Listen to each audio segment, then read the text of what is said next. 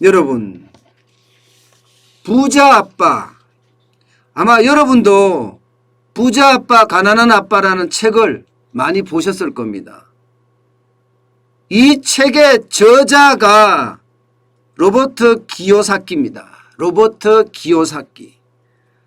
근데 로버트 기요사키 이 부자 아빠 저자가 지금 연속적으로 말입니다. 9월에 위기 온다 이야기를 했었는데 10월에는 대폭락 온다 이런 전망을 내놓았습니다.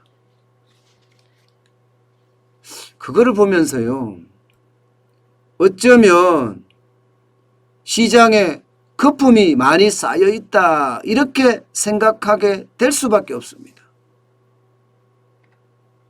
로버트 기요사키는요, 10월에, 이게 딱 10월입니다. 딱 10월에 세계 역사에서 가장 큰 붕괴가 다가오고 있다 이런 표현을 썼습니다.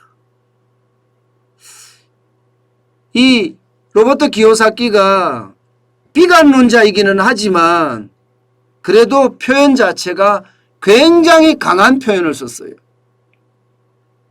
뭐 부자 아빠 가난한 아빠 그 베스트셀러 한 권 썼던 사람이 뭘 얼마나 많이 알겠어. 그 사람이 이야기하는 건 그냥 참고로 들으면 될 일이지. 뭐 이렇게 이야기할 수도 있습니다. 그렇지만 말입니다. 예. 이 부자 아빠 가난한 아빠 로버트 기요사키 정도만 되더라도 말을 함부로 내뱉을 수 있는 그런 자리에 있는 사람은 아니에요. 만약에 말하면 잘못 내뱉었다가 그 전망이나 분석이 틀리면요, 바보 취급받거든요. 바보 취급받습니다. 그러면 그분의 명성, 명예 이런 것은 여지없이 추락할 수밖에 없어요. 때문에 말이 굉장히 조심스럽게 하는 사람들이에요. 그런데도 불구하고 아주 강한 표현, 세계 역사에서 가장 큰 붕괴가 온다 이런 표현을 썼다는 것은 여러분, 우리가 마음속에 흉중에 깊숙이 담아둬야 될 사안 중에 하나라고 저는 생각을 합니다. 늘 말입니다. 경제는 복잡하고 다양하고 엄청나게 많은 위기들이 상존해 있고요. 반대로 호재들도 상존해 있습니다. 근데 그 위기, 악재가 어떻게 시장에 미치느냐, 호재가 어떻게 시장에 미치느냐에 따라서 시장은 격변하거든요. 완전하게 다 변하거든요. 그렇기 때문에 지금 로버트 기요사키는 악재, 위기를 더 크게 비중을 본 거예요. 시장에서. 그러면서 세계 역사에서 가장 큰 붕괴가 오고 있다 이런 표현을 쓴 거라고 저는 분석합니다. 때문에 여러분 신중하고 또 신중하게 우리는 기억해야 합니다. 로버트 기요사키는 기본적으로 말입니다. 흥다 부채가 큰 충격이 줄 거다 이렇게 이야기합니다. 여러분 흥다 부채에 대해서는요, 뭐 중국에서도 뭐 그렇게 큰 위기 아니야, 이 정도는 막을 수 있어 그렇게 이야기하고, 우리나라 전문가들도 아니 뭐 흥다 부채가 뭐 커? 그거는 우리나라하고 별로 관계없는 일이야. 미국도 마찬가지예요. 미국도 흥다 부채하고는 상관없어 이렇게 이야기를 한단 말입니다. 그런데 로버트 기요사키는 그렇게 안 보는 거죠. 이게 우연의 일치일지 모르지만 홍콩에서 흥다 그룹의 그 상장이 지금 거래 정지됐습니다. 거래 정지되자마자 지금 주가들이 쭉쭉쭉쭉 빠지고 있는 그런 모양새거든요. 미국도 시작은 올라가다가 계속 빠졌잖아요. 그런 이유가 흥다 부채에 대한 그 부담감이 있다는 뜻이거든요. 사실 흥다 부채가 적은 숫자가 아닙니다. 355조예요. 대한민국의 한 해 예산, 올해 예산이 558조입니다. 558조. 박근혜 정부 말기에 한 해 예산이 400조였습니다. 그러면 흥다그룹의 부채 규모가 얼마인지 여러분 이해할 수 있겠죠. 자본금은 74조밖에 되지 않는데 부채는 355조나 되니 이게 시장에 충격을 줄 거다 하는 게 로버트 기요사키의 어떤 전망입니다. 그것도 분석이고요.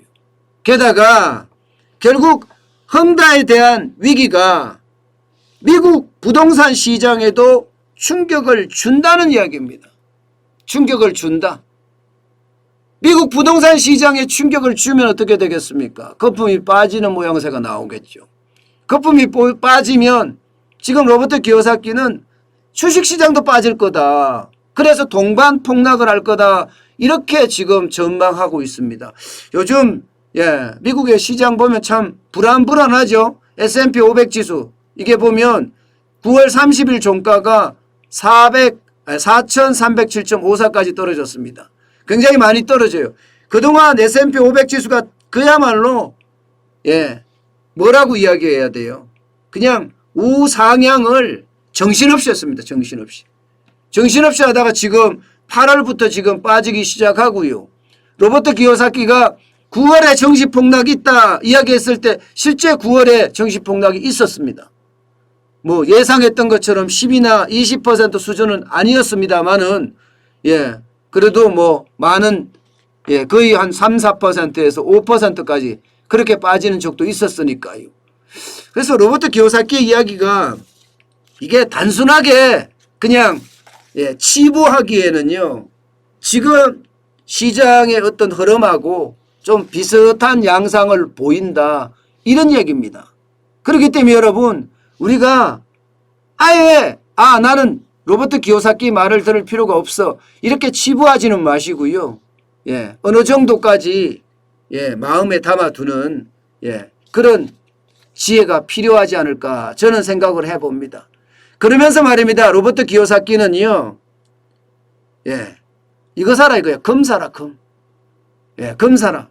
금을 사는 게 지금은 제일 필요하다 이렇게. 그런데 실제로 금이 지금 온스당이죠. 온스당. 1757달러 정도 합니다. 저는 금 사라는 이야기 안 합니다. 지금은 너무 많이 올랐기 때문에 사라는 이야기 절대 안 합니다. 경제가 좋을 때 경제가 위기일 때는 금값이 올라갑니다. 반면에 경제가 좋을 때는 금값이 떨어지죠. 저는 이게 경제가 좋을 때 이게 10년 차트거든요. 경제가 좋을 때 금은 사야 된다고 생각하는 사람이 그러나 로버트 기요사키는 금을 사라. 그 다음에 은을 사라. 금은을 사라. 이렇게 이야기합니다. 금은을 사라. 금은을 사라. 이렇게 이야기하면서 지금 대안은 그거밖에 없다. 인플레이션이 굉장히 심각해지고 거품이 빠지면 그만큼 자산 폭락이 심각해질 거다. 그렇게 이야기를 합니다. 그러면서 덧붙이기를요. 비트코인도 사라 이거예요. 비트코인도 사라. 비트코인도 올라갈 수가 있다. 이게 결국 로버트 기요사키가 이야기하는 것은요. 잘 들어보면 결국 거품이 붕괴되면서 말입니다. 금의 가격이 어떤 이 더 많이 올라가고 비트코인의 가격이 더 올라간다. 이렇게 해석을 하는 겁니다. 물론 로버트 기요사키도 그렇게 이야기합니다. 주식시장이 폭락할 경우에는 금도 떨어진다. 비트코인도 떨어진다. 이렇게는 이야기를 해요. 둘 다 하락 위험에 놓일 거다. 이런 이야기는 하지만 장기적으로 봤을 때는 금이나 비트코인이 좋다. 이런 이야기를 지금 로버트 기요사키는 하고 있습니다. 근데 저는요. 진짜 거품이 붕괴가 된다고 이야기를 하면 지금 뭐 대안은 그거밖에 없죠. 금이나 혹은 비트코인이나 이거밖에 없습니다. 가상화폐는 여러분 제가 누차 말씀을 드리지만 내재 가치가 없는 건 사지 마세요. 내재 가치가 없는 건. 반드시 내재 가치가 있는 가상화폐를 사야 됩니다. 쉽게 말하면 화폐니까 가상화폐니까 화폐로서의 역할을 잘하는 걸 사야 되지 화폐로서의 역할이 되지도 않은 건 사면 안 돼요. 저는 늘 그렇게 생각해요. 투기를 하려면 여러분 투기를 하려면 도박을 하려면 그런 주식 코인을 사도 되지만 그렇지 않으려면요. 내재 가치가 큰 실제로 화폐로서의 역할을 잘하고 있는 그런 가상화폐를 사야 된다. 이 말도 제가 덧붙이겠습니다. 어쨌든 로버트 기요사키가 이야기하는 거품 붕괴, 어쩌면 말입니다. 어쩌면 우리 시장에도 점점 다가오고 있는 것 아닌가. 저는 그런 생각을 할 수밖에 없습니다. 여러분들도 조금 지켜보면서 말입니다. 시장이 어떻게 변하는지 우리는 정확하게 진단할 필요가 있습니다. 여러분, 로버트 기요사키가 이야기했던 것처럼 그렇게 거품 붕괴가 된다면 그 거품에 대한 붕괴에 대비하는 대비책 반드시 필요하지 않을까요?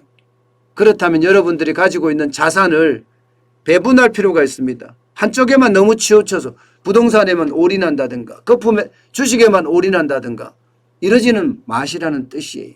달러도 좀 사고요. 금도 좀 사고요. 채권도 좀 가지고 있고요. 그러라는 뜻입니다.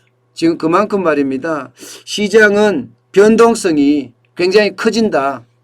저는 이렇게 그냥 읽고 있겠습니다.